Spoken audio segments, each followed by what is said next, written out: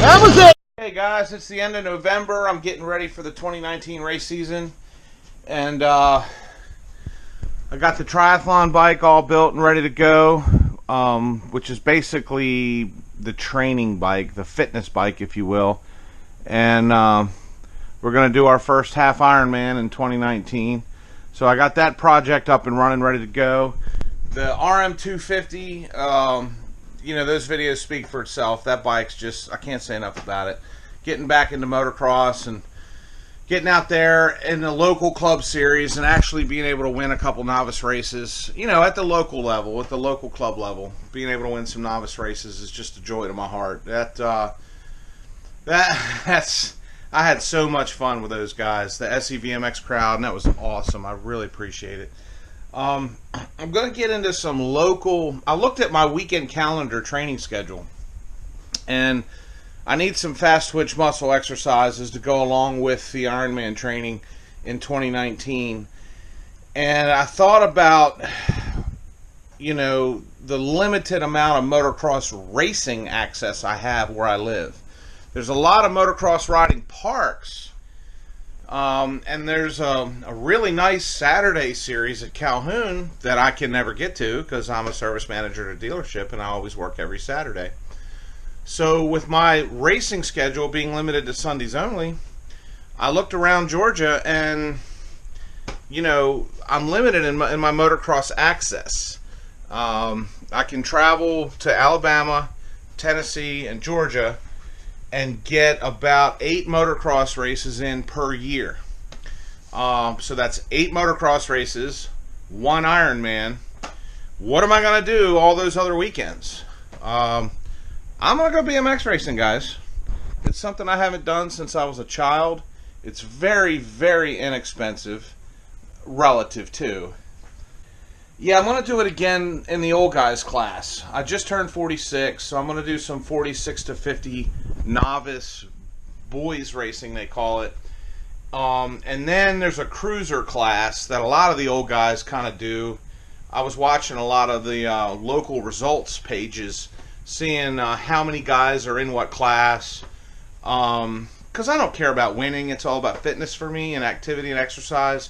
But you know, I don't want to be in a race with just me alone or one other person. So I decided to buy the bikes that would get me into classes, you know, where I'd have somebody to play with, so to speak. This is the one I picked up as a real race bike. This is not a freestyle bike or a general purpose bike. It is a racing bike, which means it's got the lighter, thinner aluminum frame. And Flying Machine Factory, you motorcycle guys know FMF pipes and FMF exhaust and mufflers. They contracted somebody to make these frames for them, and they dabbled in BMX for a while. So this is about a 10 to 15 year old used FMF bicycle. I picked up for a couple $100 here locally from a real nice guy named Todd. Very, very helpful. I can't wait to ride with him and get to know him even better.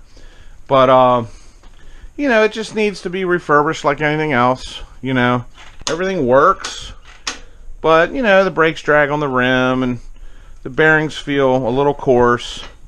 He hooked me up with some nice new shiny silver pedals to fit it. That'll go along better with that frame color. So, you know, I'll probably bead blast some parts.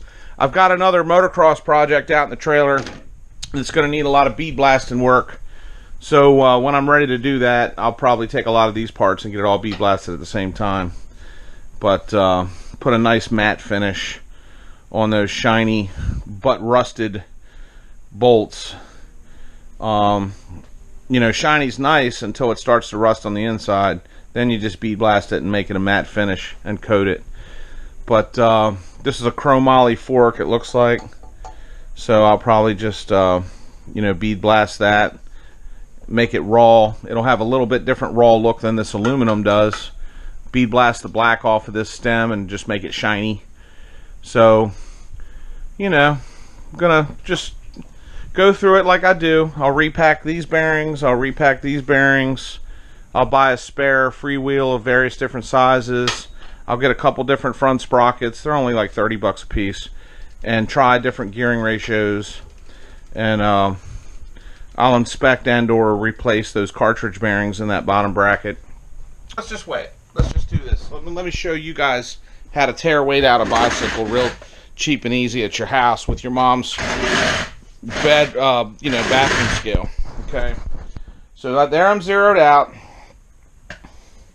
My weight fully dressed right now after breakfast with the camera all dressed. Come on, baby. 225. 225.2. That's a decimal point 2. That's not 2 ounces. So let's get the bike.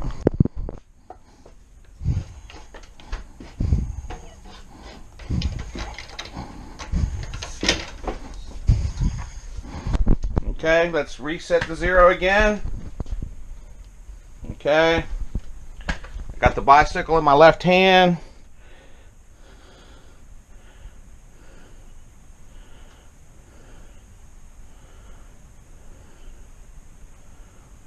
That's funny. It says E. That is so hilarious. Let's try this again.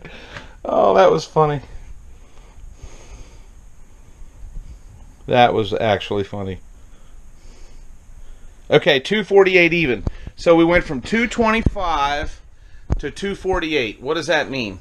22.8 pounds on a Messimo-Detrick.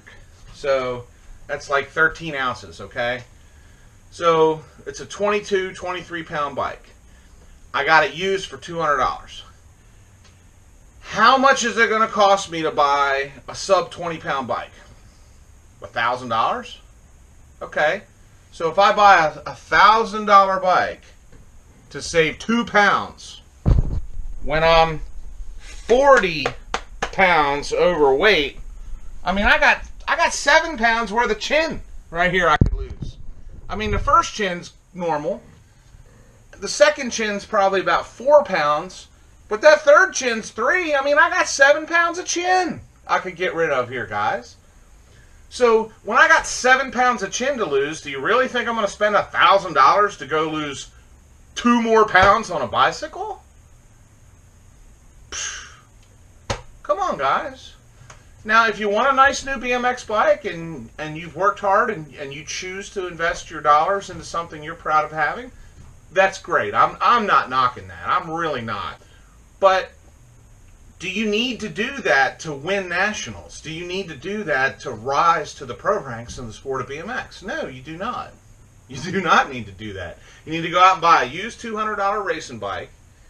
That's a good basic platform from which to start. You know, you need a lightweight aluminum frame. You need quality bearings, quality components, good working brakes. Then you need to mechanically maintain and tune the thing. You know, if you're going to go BMX racing, you should learn how to true wheels. We'll do videos on that. You should learn how to set your brakes up so they're firm but they don't drag. We'll do videos on all that. I'll teach you guys how to do all those things. So you should have that knowledge, and you should have a lightweight platform from which to start. But do you need to be, I think the term is weight weenie, do you need to be a weight weenie? You know, absolutely not. If you're getting paid to ride and the manufacturers are giving you products to use, you're going to run what they give you because they're your boss at that point. If you're buying your own gear and trying to make your way up to the top levels of the sport, do you really think a pound is going to make that difference? I seriously doubt it. If you think it does and you want to spend the money, go ahead. If you're 40 pounds overweight and you're just trying to go do this for exercise and fitness, you get the point. But I got a cruiser ready to go so I can technically enter the next BMX race that starts up in the spring. Alright guys, I love you. God loves you. God bless you. Wear your helmets. Save some money. Be safe.